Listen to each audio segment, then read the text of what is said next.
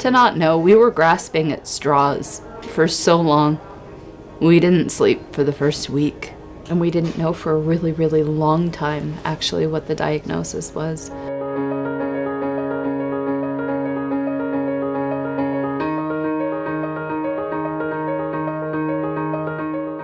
It really took a turn for the worse. The next morning he woke up and he couldn't speak. Literally 4 doctors, 10 nurses, every tech on the floor ran in the room. There were like 40 people in the suite, and that was terrifying. They told us that they thought he might be having a stroke. It could be a few other things, but that's what they were going to look for first.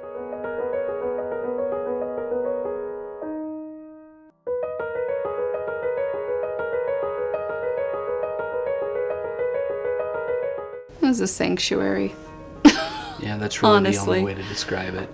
You could walk in here and it was a different world. It didn't alleviate the stress, but you could deal with it because you could come in here and again, you know, normal's the word we'll use because nothing outside of here was normal. When I came into this room, every time my shoulders would just drop, I'd be like, oh, thank goodness. I get 5 minutes. That's all it took, just to gather ourselves. Just 5 minutes, eat real quick, gather our thoughts.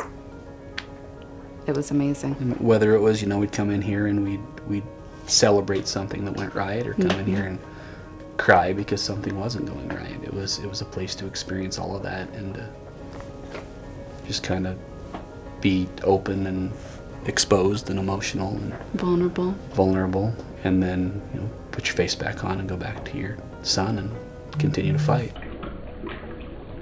Smell of fresh coffee in the morning. After no sleep.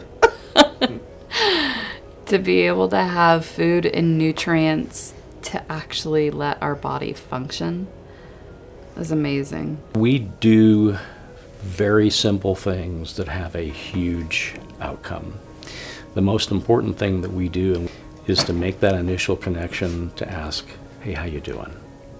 And the rest kind of happens magically after that. Location is critically important because we're close to the pediatric intensive care side of the floor. And so to be able to get those parents out of the room for just a short period of time to recharge their batteries, to let them come in and unload if they need to, share their personal story, makes them better prepared to go back to the bedside.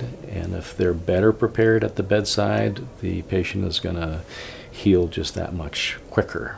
One of the things that we do is to assess the needs of the parent.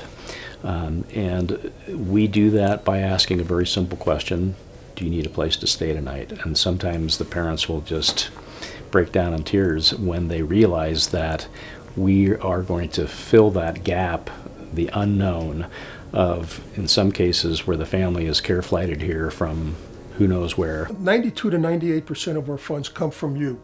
This is a continuous charity, continually helping people stay close to their child, make it feel like a home away from home for them. And if we can do that, we know those kids are getting a better chance of recovering because their families are here, there's togetherness, there's a familiar face. You can't measure that.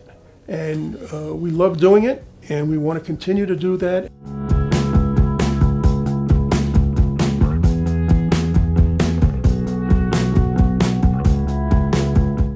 Amazing. He's probably, if you didn't know anything happened, you wouldn't know. Knowing where he was at before, he's probably 97, 98% back to normal.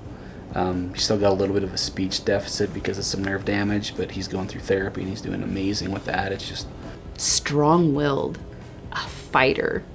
Always been a fighter, just from the get-go. The outpouring of community, love, and support to a complete stranger was more than we could ever imagine.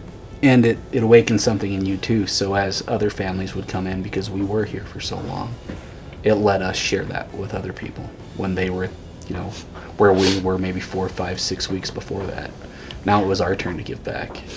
And I think that's what this room and with the people that work in this room give you, and it changes your life. It changed our life, didn't it?